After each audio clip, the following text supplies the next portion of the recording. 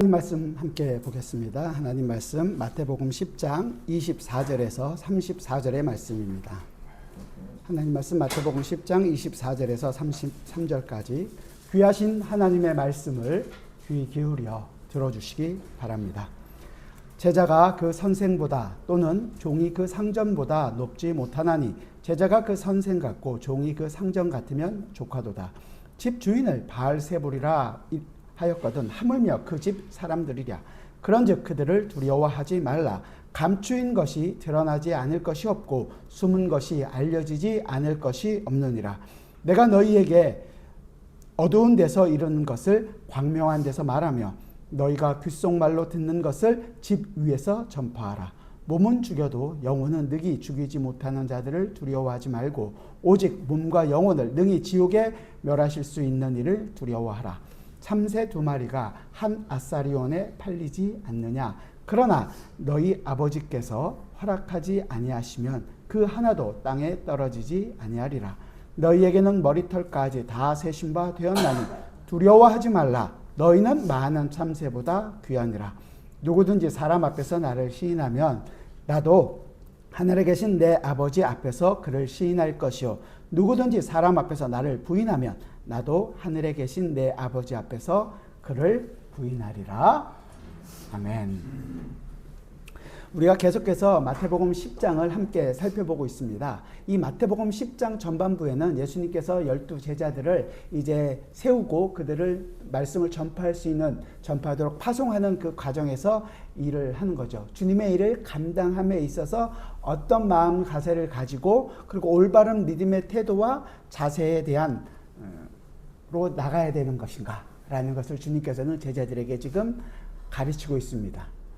12명만 아니라 물론 저희에게도 똑같이 가르치고 있다는 것을 기억하셔야 됩니다.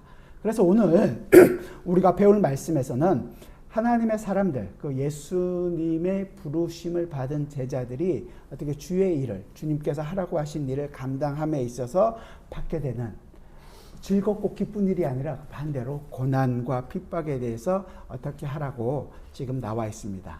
오늘 설교 제목이 혹시 보셨습니까?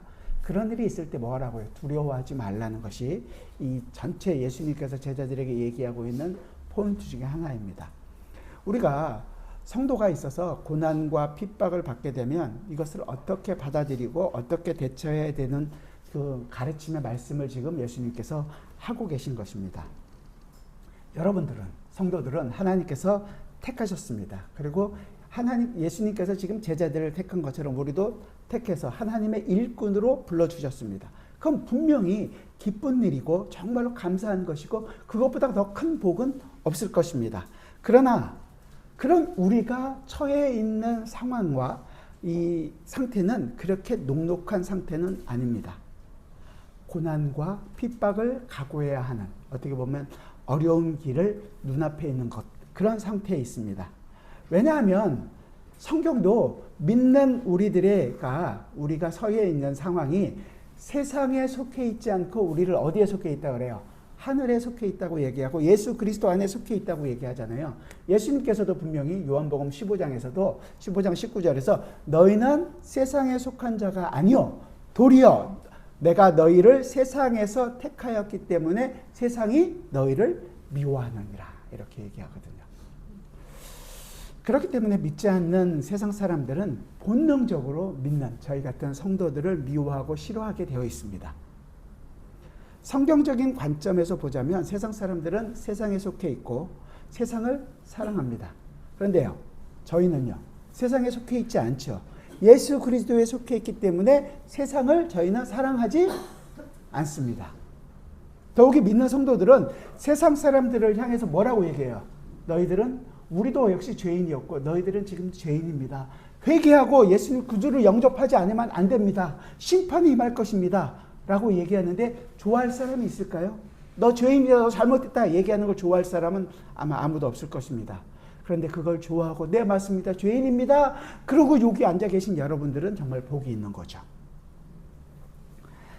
예수님을 주인으로 믿고 그리고 내가 죄인이기 때문에 그 죄를 용서하기 위하여, 죄를 사함받기 위하여 예수 그리스도께서 십자가를 지셨고, 이 내용을 정말로 마음속 깊이 믿고 주님 앞에 나온 것은 정말 큰 복입니다. 하지만 세상 사람들은 그것을 믿지 않기 때문에 세상에 속해 있지 않는 우리들을 미워하고 우리들을 핍박하고 우리를 억압하려고 하는 것입니다.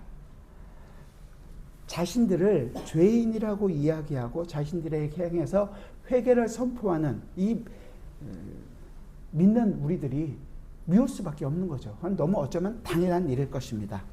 오늘 본문의 말씀을 통해서 예수님께서는 그 예수님의 제자들이고 믿는 성도들로 부름받은 우리 같은 성도들이 어떤 제자의 길, 예수님의 말씀을 따라 사는 그 길의 감에 있어서 반드시 알고 있어야 하는 것이 어떤 것인지를 지금 주님께서는 우리에게 다시 한 번 더 짚어주고 계십니다. 사랑하는 성도 여러분, 우리가 세상을 살아가는 데 있어서 혹시 선생이라고 부르는 분들을 여러분들은 한 분, 몇 분 정도 갖고 계십니까? 이제 나이가 조금씩, 저도 조금씩 먹어가면서 드는 생각인데요. 제가 점점 느끼는 것은 어떻게 보면 사람들에게는 누구나 다 스승, 선생이 필요하다는 것을 알게 됩니다. 하나님이 만드신 세계의 질서에 순응하는 것을 보여주는 것 중에 가장 좋은 지표 중에 하나가 나는 진실로 정말로 잘 따를 수 있는 스승이라고 얘기할, 선생이라고 얘기할 만한 분을 마음에 두고 있는가 라는 것을 생각할 수밖에 없었습니다. 제가 이런 얘기는 잘 안 하는데 제 개인적인 얘기를 잠깐 하자면요. 저는 원래 이 질서에 순응하는 것보다 굉장히 일탈을 더 좋아하는 사람입니다. 내비게이션이 가라고 얘기하는 길보다 제가 아는 길, 이런 길로 가는 걸 훨씬 더 좋아하고, 저 비슷한 성격을 가지신 분이 아마 여기도 계신 걸로, 여기는 지금 정확하게는 알고 계신 신모 장로님이 한 분 계시긴 하는데 다른 사람들이 가는 길로 가기보다는 뭔가 좀 독창적이고 새로운 것을 추구하는 경향이 있기 때문에 질서에 순응하는 것을 좋아하지 않아서 질서대로 살아가야 하는 것을 좀 갑갑하게 생각을 합니다. 이런 종류의 삶을 살다 보면, 나중에 점점 살다 보면 주위에 어른들을 모시는 것보다 어떻게 보면 잘난 맛으로 살던 유아 독존적인 삶을 살지 않았나, 이런 후회를 하게 됩니다. 공부를 할 때도 잘 모르는 거 있으면 아는 사람한테 가서 좀 물어보고 도움을 받고, 업무를 처리할 때도 선임자나 이런 사람한테 도움을 받고, 또 세상에 나가서 잘 모르는 거 있으면 옆에 있는 사람한테 좀 도움을 받고 살면 좋을 텐데 그러지 않고 굳이 혼자서 하려고 비득비득 머리를 씁니다.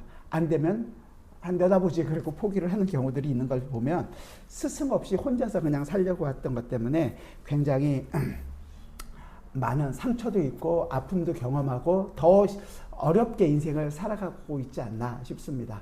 물론 신학을 공부하면서 좋은 스승을 만난 것은 저한테는 굉장히 큰 기쁨이었습니다. 여러분들에게도 각자의 스승들이 분명히 있을 거라고 생각합니다. 하지만 이제 신앙이 우리 속에 자리를 잡게 되고 드는 생각이 뭐냐면, 스승, 선생이 없는 사람은 결코 좋은 성도가 될 수 없다는 것입니다. 뭐 세상 사람들 말로 운이 없어서 스승을 만나지 못했다면 그런 얘기가 아니라 선생을 두지 않았던 우리의 마음 자세가 어떤 것인지를 얘기하는 거예요. 결국 그 사실은 내가 순응적인 그 질서에 순응하는 사람이라는 것보다는 반항적인 사람이었다는 것이었고, 내 혼자 스스로 잘난 척하고 살아갔던 사람이었다는 것을 드러내는 것이기 때문에 그렇습니다. 과연 그러면 이런 사람이 좋은 성도가 될 수 있을까요? 우리가 좀 생각을 해봐야 되는 거죠. 오늘 왜 제가 이런 얘기를 드리냐면, 예수님께서 선생에 대한 얘기들을 오늘 본문 시작하면서 얘기합니다. 우리 24절과 25절을 볼 텐데요. 그 얘기인데, 보통은 벌써 성경에서도 질서라는 얘기들을 분명히 우리에게 하죠. 출애굽기 12장도 20장에서 보면, 출애굽기 20장에서 하나님께서 율법을 주실 때 5번째 계명을 혹시 아십니까? 내 부모를 공경하라. 그렇죠. 그리하면 내 하나님 여호와가 내게 준 땅에서 내 생명이 길리라. 그래서 하나님께서 세상을 만드신 방식이 개개인 혼자 사는 방식이 아니라 함께 질서 안에서 살아갈 수 있도록 얘기했습니다. 그래서 바울도 고린도 교회 잘난 척하고 있는 그 고린도 교회에서 모든 것을 함에 있어서 모든 것을 품위 있고 질서 있게 하라고 분명히 얘기합니다. 하나님께서 원하시는 세계는 질서 있는 세계였습니다.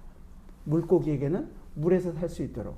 그리고 또한 아무리 작은 벌레가 그냥 이 땅에 있다가 없어지는 것이 무슨 소용이 있느냐 생각하지만 그 벌레가 죽은 것을 통해서 미생물이 되고 나무가 자라고 그런 것을 통해서 이 지구가 유지되고 돌아갈 수 있는 이런 질서를 하나님께서 이미 이 안에 두셨다라는 것입니다.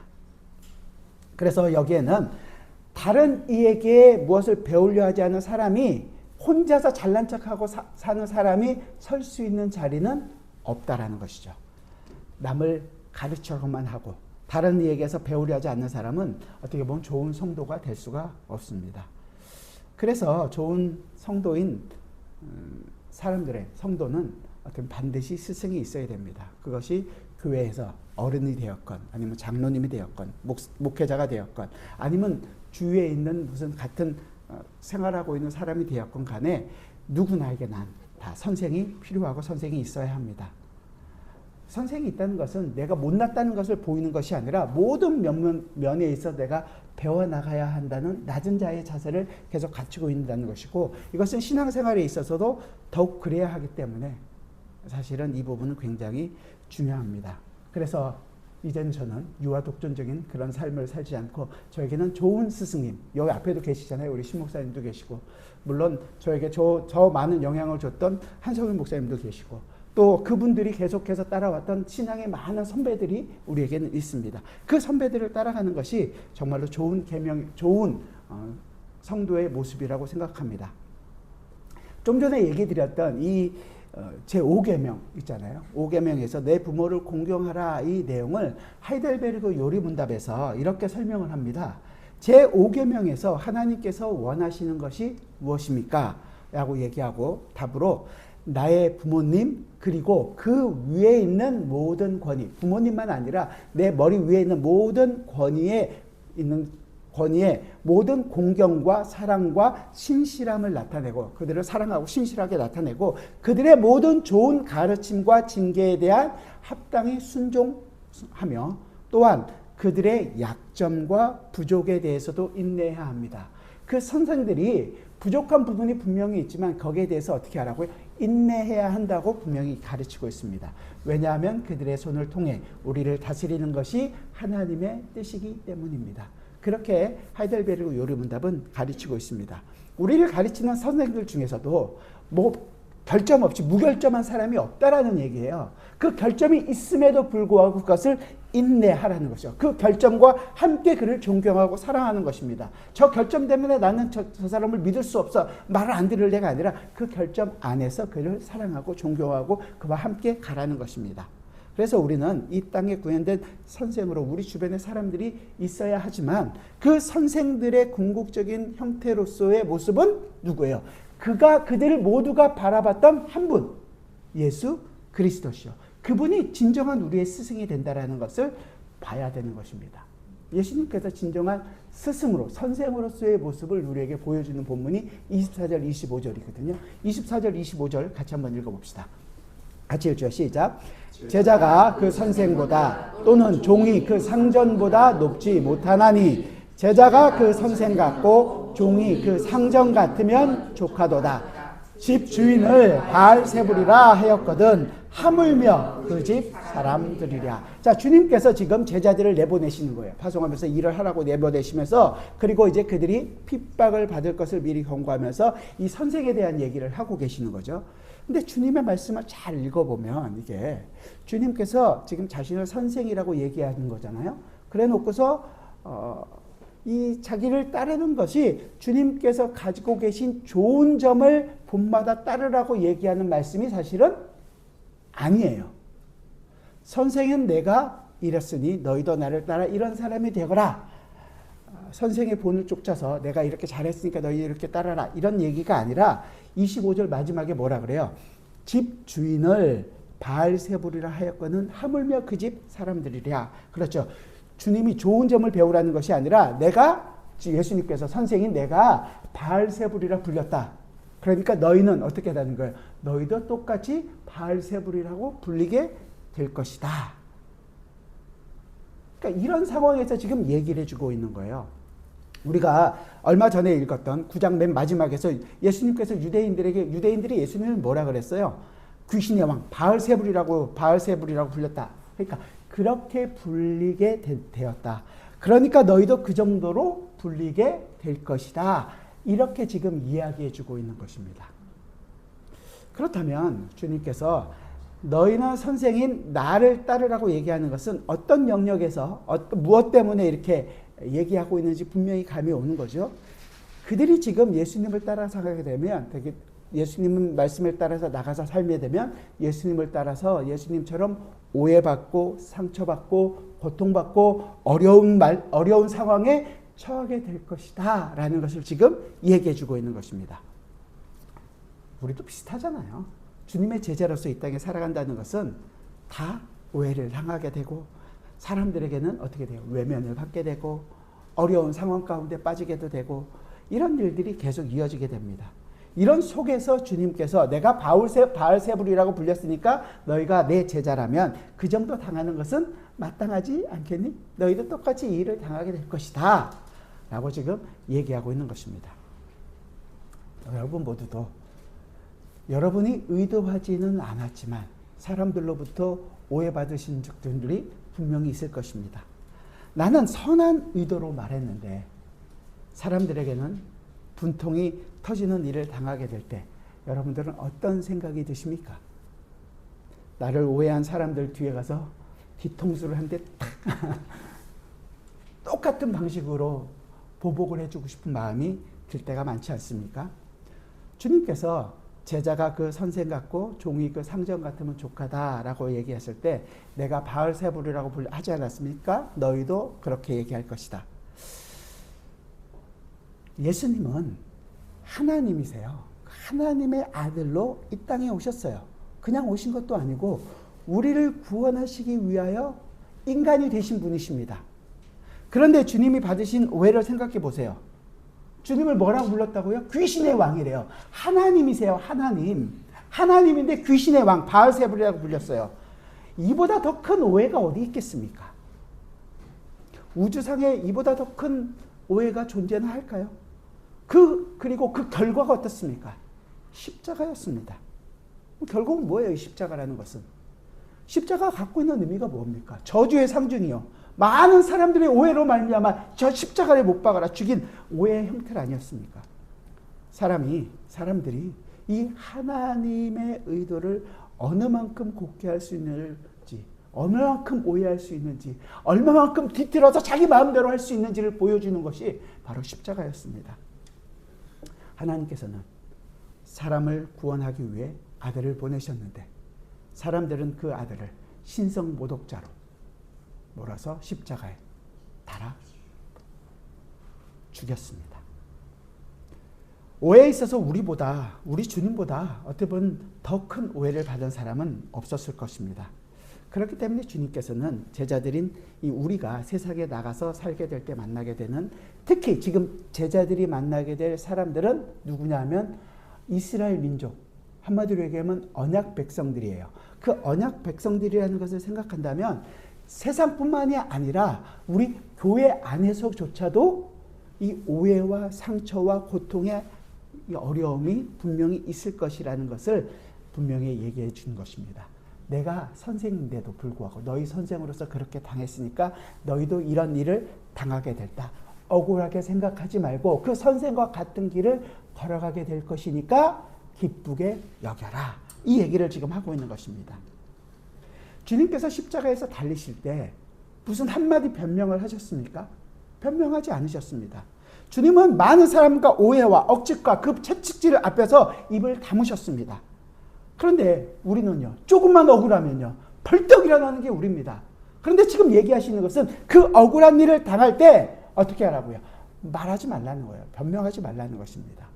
오히려 주님께서 우리를 위하여 당하신 그 일을 생각하면서 우리도 세상 속에서 고통을 당하며 살아가는 것이 마땅하구나라는 것을 경험하라는 것입니다. 오해받고 억울한 일을 받을 때 나의 입술로 논리로 그 모든 것을 풀고 해결하고 내가 이렇게 멋지게 이렇게 해결했습니다 라는 게 아니라 덤덤히 받아들이고 그 십자가의 길을 걸어가라는 것입니다. 쉽지 않죠. 어렵죠. 바로 이 점에서 주님께서 우리에게 성성된 영역으로 얘기해 주고 있는 것입니다. 오해와 상처와 고통과 어려움, 주님께서 당하신 것을 제자인 우리들도 똑같이 당하게 되면서 주님께서 보이신 이 태도와 같은 태도를 보이며 살 것을 요구하는 것입니다. 이 내용을 좀 잘 설명한 부분이 사도 바울이 로마서 15장입니다. 오늘 본문은 주보를 딱 끼시고 로마서 15장을 한번 가보세요. 로마서 15장에 보면 오늘 본문처럼 주님께서 자신을 본받아야 할 모범으로서 내세우고 계신 부분이 있습니다. 너희가 내 제자니까 이제 내가 행한 대로 너희도 따라야 한다. 이렇게 말씀하시는 부분이 이제 로마서 15장 부분인데요. 15장 1절 같이 한번 볼까요? 259페이지입니다. 15장 1절 말씀 같이 한번 읽어봅시다. 시작. 믿음이 강한 우리는 마땅히 믿음이 작은 양자의 약점을 담당하고 자기를 기쁘게 하지 아니할 것이라. 뒤에 본 말씀이 그렇죠. 자기를 어떻게 해요? 기쁘게 하지 아니할 거래요. 성도가 살아가게 될 때 자기를 위해서, 우리 자신을 위해서 사는 자가 아니라 누구를 위해서? 물론 중요하게는 하나님의 영광을 위해서 살아갑니다. 그렇지만 다른 일을 위해서, 믿음이 약한 자의 약점을 담당하는 거예요. 약한 자를 위해서 살아가는 자가 된다라는 것입니다. 그런데 이 자기를 기쁘게 여기지 아니한다라는 말씀 다음에 더 놀라운 말씀이 나옵니다. 3절 말씀을 한번 볼까요? 그 이유에 대해서 얘기하는데요. 3절 같이 읽어봅시다. 시작. 그리스도께서도 자기를 기쁘게 하지 아니하셨나니 기록된 바 주를 비방하는 자들의 비방이 내게 미쳤나이다 함과 같으니라. 주님께서 자기를 기쁘게 여기지 않는 삶을 살아가셨다고 얘기하는 거죠. 그러니까 너희도 그 삶을 살아라. 이것이 로마서가 지금 바울이 얘기하고 있는 것입니다. 우리가 자기를 위해서 살지 않고 남을 위해 살아야 하는 이유인 거예요.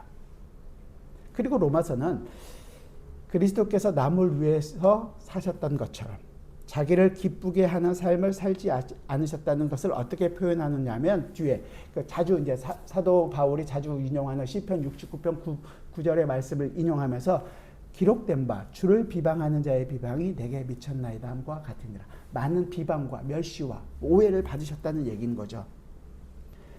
그 결과는 우리가 좀 전에 말씀드린 것처럼 십자가였습니다. 정리하자면 우리가 자기를 위해서 살지 않고 남을 위해서 사는 것은 그리스도의 본을 따라서 쫓아서 사는 것이고, 그 그리스도께서 자기를 위해서 살지 않은 가장 대표적인 것이 사람들에게 비방과 모욕을 당한 것, 궁극적으로는 십자가를 지는 것, 십자가에서 죽는 것이었습니다. 그 주님의 당하신 일 때문에 우리도 역시 나를 위하여 살지 않고 다른 사람을 위하여 사는 자가 되었다. 즉 십자가를 지는 삶, 그 삶을 사는 것이다 라고 얘기하는 거예요. 결국 이렇게 놓고 보면 우리가 좀 전에 봤던 로마서 15장 말씀은 좀 전에 봤던 마태복음 10장에서 들었던 것과 같은 견지의 말씀을 하고 있는 것입니다. 우리 주님의 십자가야말로 정말로 오해의 절정이었고 비방의 절정이었습니다. 그런데 주님은 우리 성도들은 그분을 선생으로 모시고 따르고 있습니다. 그러니까 우리 삶에도 오해받고 고난받는 삶이고, 나를 위한 삶을 사는 것이 아니라 약한 자, 남을 위한 삶을 사는 자들이고, 그것이 바로 예수 그리스도를 따라 사는 삶이고, 제자인 성도께 우리가 주님께서 제시해주고 있는 그런 삶이라는 것입니다. 이 부분만 정리하자면 우리가 오늘 제자들에게 제자가 되는 법, 제자가 이제 나가서 니네가 어떻게 해야 되는 것인가라는 것을 얘기하는데, 이 설교 처음에 제가 말씀드렸던 것처럼 예수를 믿는 사람들은 모든 주님을 선생으로 모시고, 그 선생을 모신다는 것은 이런 주님의 말씀을 잘 따른다는 것이고, 주님의 제자가 되는 것은 무협지나 중국 영화에서 주로 나오는 것처럼 3년 동안 물고 철사장하고 근육을 키워서 주님의 앞에 제자가 되는 것이 아니라 주님께서 이 땅에 사셨던 삶을 그대로 사는 삶이다. 주님께서 모욕받고 멸시받고 십자가에 지는 삶을 살았다면 우리도 멸시받고 모욕받고 십자가에 지는 삶을 사는 것이다. 이게 결론이잖아요. 여러분 마음속에 드는 생각이 어떠세요? 아멘, 할렐루야, 감사합니다. 그러면 좀 미친 거죠, 이거. 과연 이게 맞나? 한번 살펴보는 것이 먼저일 것입니다. 그런데 주님께서 지금 이 땅에서 뭐라 그래요? 내가 바알세불이라고 불렸다. 저 귀신의 왕이다. 신성 모독자. 십자가에 죽었습니다. 그 비방받고 그 조롱받고 그 멸시받는 삶을 우리도 살게 될 것입니다. 그런데 마음속에 네 맞습니다. 내가 그 삶을 살겠습니다. 라고 고백한다면 정말로 복 있는 사람들이요. 정말로 감사한 사람들이요. 정말로 하나님의 은혜를 아는 사람들이 바로 이 부분을 알고 있는 사람들일 것입니다. 주님께서는 처음에 시험 받으시 광야에서 40일 금식일 기도하신 다음에 광야로 내몰리셨죠. 이스라엘이 광야에 간 것처럼 광야로 내몰리셔서 사탄에게 마귀에게 시험을 받으셨어요. 아주 쉬운 방법들이 있었습니다. 마지막에 뭐라 그래요? 나한테 절만해라. 그러면 이 모든 건 내가 너에게 줄게. 그냥 시험 고개 한번 하고 그냥 끝 하면 될 수 있는데 그 방법이 하나님께서 원하시는 방법이 아니었던 거예요. 십자가를 지는 방법 외에는 없었기 때문에 그 어떤 방법이 아닌 조롱과 멸시와 천대받는 그 십자가의 길을 주님께서는 걸어가셨습니다. 그리고 이제 우리에게도 그 삶을 요구하고 계시는 거거든요. 이제 우리에게 있는 이것이 하나의 숙제입니다. 네, 그렇습니다. 네, 그 길을 가겠습니다. 지금 당장은 그렇게 생각할지 모르지만 진짜 우리 앞에 그 문제가 생기면 도망가는 게 우리 아닙니까? 주님께서 오늘 마태복음 10장을 통해서 우리에게 너희가 내 제자가 되고 내 길을 따라오려면 이렇게 해라. 진실로 우리 마음속에 이런 각오가 있나요? 나는 주님이 당하신 그 분통 터지는 오해와 정말로 그 심각한 우리를 바보처럼 되는 그 문제를 당하면서도 그것을 기쁜 마음으로 당하고 가고 싶은 마음이 있습니까? 아니면 그 길은 피하고 나는 좋은 길만 가겠습니까? 제자가 되는 길은 다른 길은 없습니다. 이 길 외에는 다른 길은 없습니다. 그런데 이 로마서 15장에서 제가 말씀드린 것처럼 그 이유에 대해서 예수님을 길을 따르든지 따르는 길이라고 얘기하고 15장 4절 같이 한번 볼까요? 3절과 4절 같이 한번 봅시다. 15장 로마서 15장 3절과 4절 같이 읽죠. 시작. 그리스도께서도 자기를 기쁘게 하지 아니하셨나니 기록된 바 주를 비방하는 자들의 비방이 내게 미쳤나이다 함과 같으니라. 무엇이든지 전에 기록된 바는 우리의 교훈을 위하여 기록된 것이니 우리로 하여금 인내로 또는 성경의 위로로 소망을 가지게 함이라. 나를 따라 이렇게 해라 말씀하신 후에 뭐라고 얘기해? 인내로 또는 성경의 위로로 소망을 갖게 함이니라. 이것이 주님의 길을 따라 오해받고 모함을 당하는 길을 걸어가는 저와 여러분에게 주어지는 하나의 약속입니다. 이 위로라고 얘기하잖아요. 이 위로가 그래서 주님을 따라가는 우리에게 위로를 주신다고 얘기하니까 이 위로를 정말로 우리에게 좀 편안하고 좋고 안식적이고 평강이라는 말이라고 저는 처음에 생각을 했습니다. 우리 이웃을 위하는 삶을 살기 위해서 우리가 어떨 때는 고통과 슬픔과 그 가운데 있게 될 때 하나님께서 우리를 위로하는 것은 우리에게 마음의 안식을 주고 진짜 평강을 주는 것이라고 저는 생각을 했습니다. 하지만 말씀을 묵상하면서 제 생각은 완전히 빗나갔어요. 이 위로라는 것은 사실은 권면이라는 말하고 굉장히 비슷한 말입니다. 어떤 마음의 안식, 평안 이런 마음 쪽으로 오는 것이 아니라 이 단어 자체가 파라클레이시스라는 것이 파라가 옆이라는 뜻이거든요. 헬라어 파라클레이시스라는 것은 부르다 이런 거예요. 부르다. 그래서 옆에서 말해준다 이런 얘기가 되는 거예요. 격려하고 권면하고 그렇기 때문에 위로가 된다는 것입니다. 그러니까 위로를 주는 것은 마음의 그냥 편안함을 너희가 갖게 해줄 것이다 라는 것이 아니라 너희 귀에다가 귓전에서 얘기해 주는 것 같은 귓전에서 말해주겠다. 마음보다는 말에 더 가깝다는 것이죠. 그래서 우리가 주님의 길을 따라서 예수 그리스도를 쫓아가는 삶을 살아갈 때 그때 우리에게 주어지는 위로는 성경이 우리 귓전에서 들려주는 말씀이 있는 거예요. 이 소망이 바로 들려주는 말씀이라는 것을 얘기합니다. 이 파라클레이토스라는 것은 위로라는 것이 이 말은 조금 더 한 단어만 같은 어원에서 나온 한 단어를 금방 생각할 수 있습니다. 헬라어를 조금만 알면 이 파라클레이토스라는 것이 바로 이 파라클레이토스라는 단어와 같은 어원에서 나온 거거든요. 파라클레이토스는 바로 뭐냐면 보혜사, 위로자, 누구를 상징할까요? 성령 하나님을 우리에게 보여주는 거죠.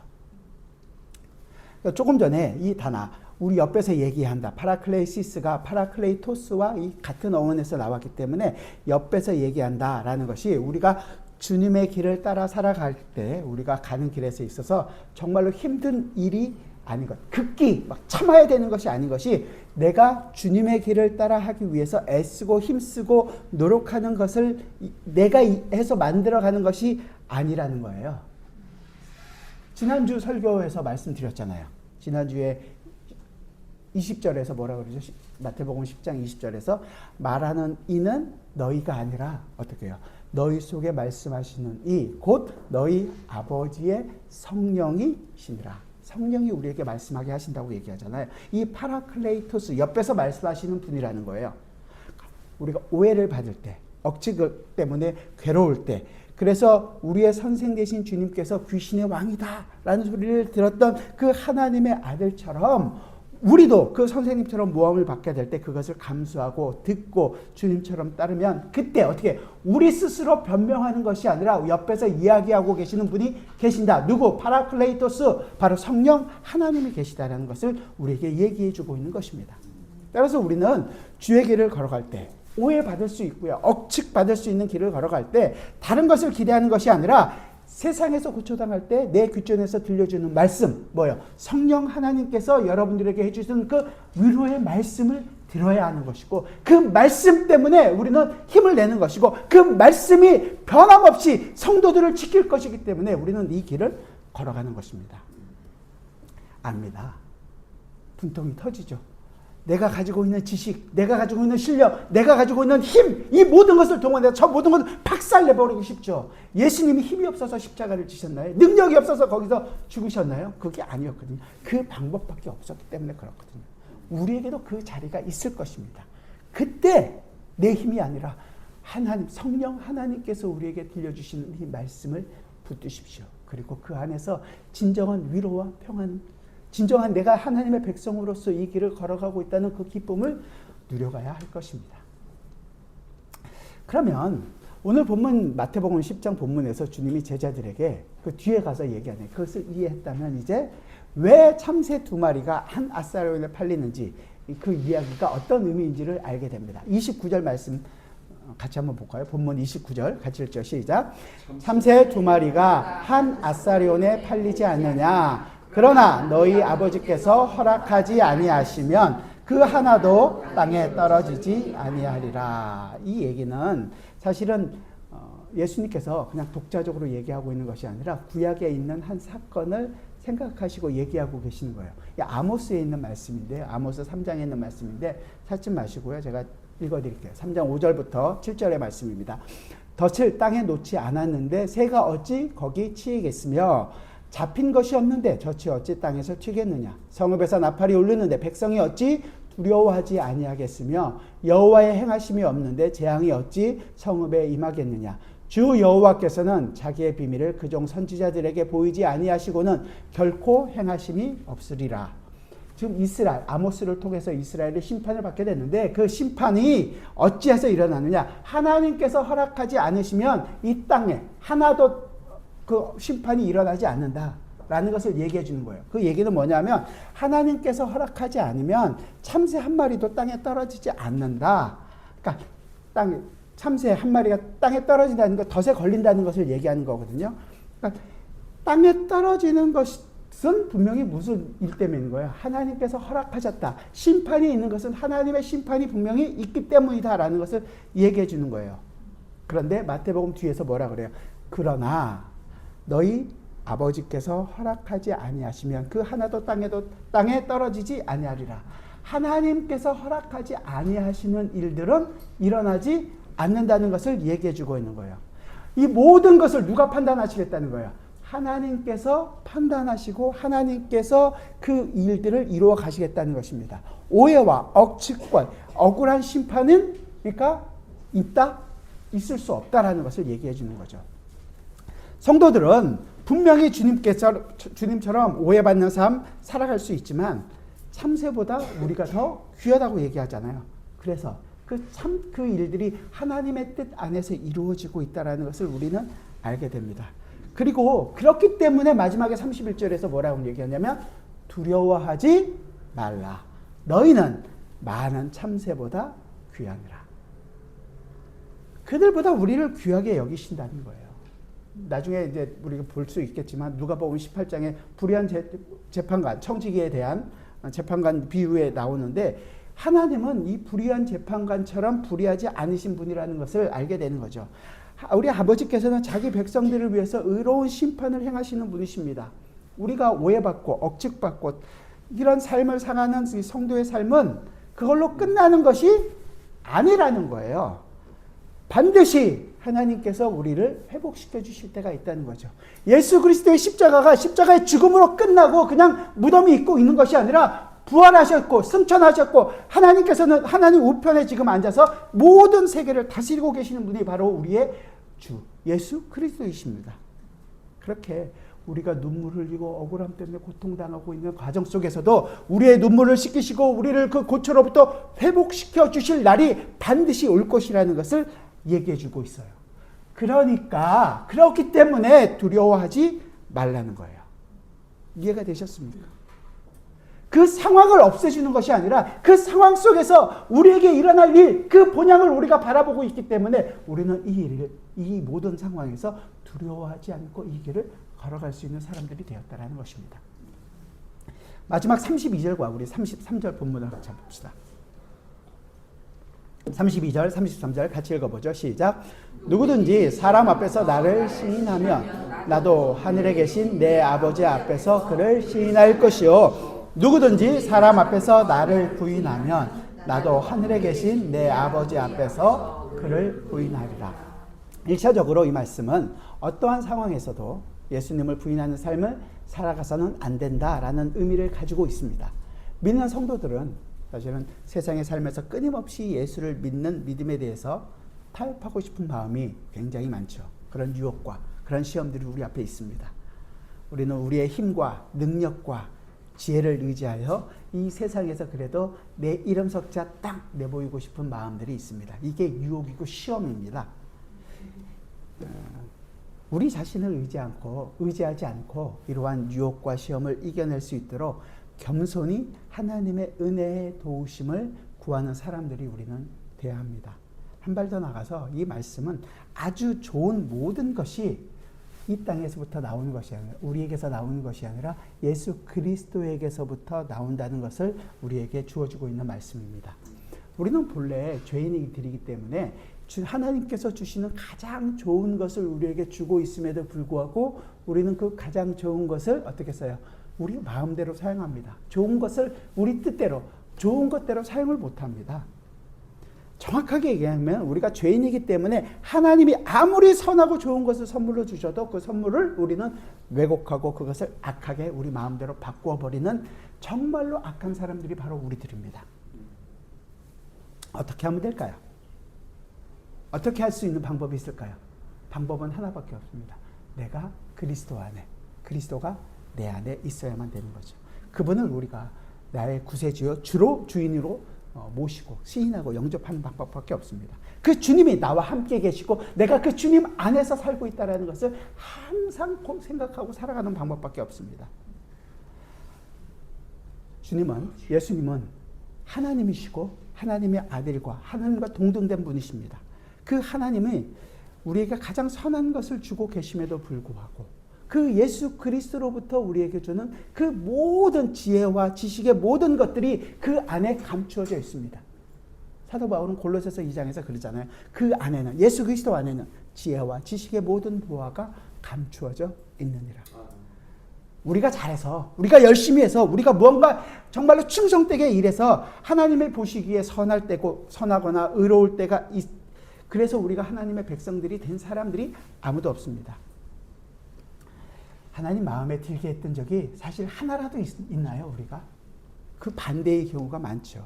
그럼에도 불구하고 은혜가 정말로 풍성하신 아버지께서 우리를 하나님의 백성으로 삼아주셨다는 것은 정말로 은혜요. 정말로 우리로 하여금 그 하나님께서 우리에게 베푸신 은혜가 어떤 것인지를 더 깊이 알아야만 되는 것입니다. 그 예수 그리스도 때문에 우리가 지금 이 자리에 있는 것이고, 예수 그리스도 때문에 우리가 믿음의 삶을 사는 것이고, 예수 그리스도 때문에 정말 어떤 상황에서도 우리는 믿음의 삶을 살겠다고 고백하는 것입니다. 다른 조건이 나에게서 있는 것이 아니라 예수 그리스도뿐이라는 것을 고백하는 것입니다.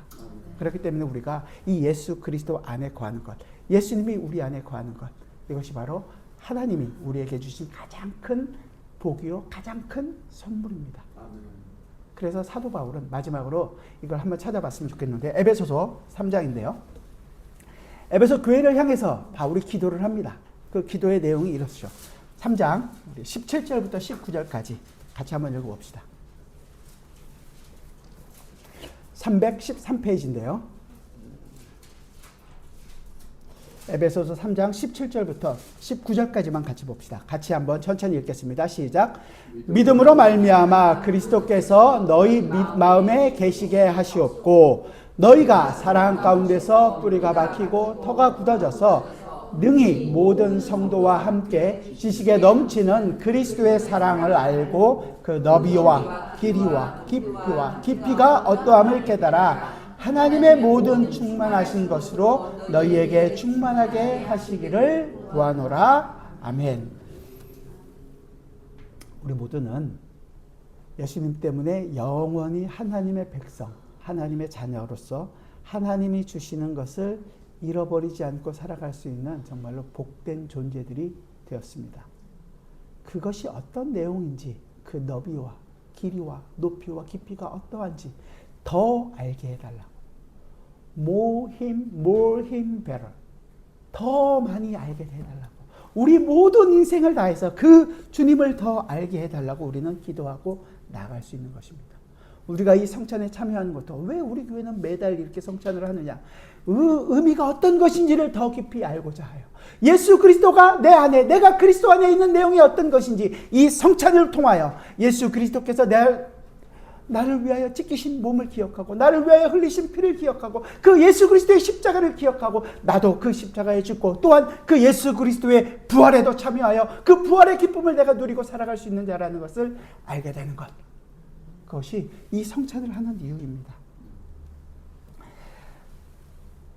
그래서 우리 아까 읽었던 31절을 다시 보게 되는 거예요. 두려워하지 말라. 너희는 참 많은 참새보다 귀하니라. 우리는 이 참새들보다, 이 세상 어떤 것보다 귀한 존재들입니다. 참으로 보잘것없어 보이는 이 참새들의 생사 허복도 주님께서 주관하시는데 하물며 하나님의 백성일까 보냐. 우리는 이 하나님의 백성, 저와 여러분의 삶을 한없이 은혜로 주관하고 계시고 끝까지 지키고 보호하실 것을 우리는 믿습니다. 그렇기 때문에 어떠한 여러분의 환경 속에 있든지 간에 이 믿음을 잃지 않고 끝까지 이 길을 걸어갈 수 있는 저와 여러분들이 되시기를 주님의 이름으로 부탁드립니다. 기도하겠습니다. 주님, 그렇습니다. 우리가 주님께서 우리에게 베풀어 주신 그 사랑의 은혜가, 그 은혜의 너비와 넓이와 깊이와 부피가 얼마나 큰지 더 알기를 원합니다. 우리의 모든 인생 속에서 그 예수 그리스도만을 더 알기를 원합니다. 세상은 우리를 정말로 오해하고 우리를 핍박하고 우리를 힘들게 할 경우들이 많습니다. 아니, 세상뿐 아니라 예수를 믿는다고 하는 교회 속에서도 우리는 핍박받을 수 있는 자리에 있을 수밖에 때가 있습니다. 그때마다 주님, 예수 그리스도를 기억하게 하여 주시고, 예수 그리스도께서 당하셨던 그 핍박과 조롱 앞에 나도 함께 있다라는 사실을 기억하게 하여 주시고, 그 속에서 묵묵히 십자가를 지고 걸어가셨던 그 주님의 인생을 주님 우리로 하여금 함께 걸어갈 수 있도록 하여 주시고, 그 함께 걸어가는 것 속에서 모든 성도들이 함께 위로하고 함께 이 길을 걸어가며 예수 그리스도만을 존귀히 보이며 살아갈 수 있는 주님의 백성들이 되게 하여 주옵소서. 예수 그리스도의 이름으로 기도드리옵나이다.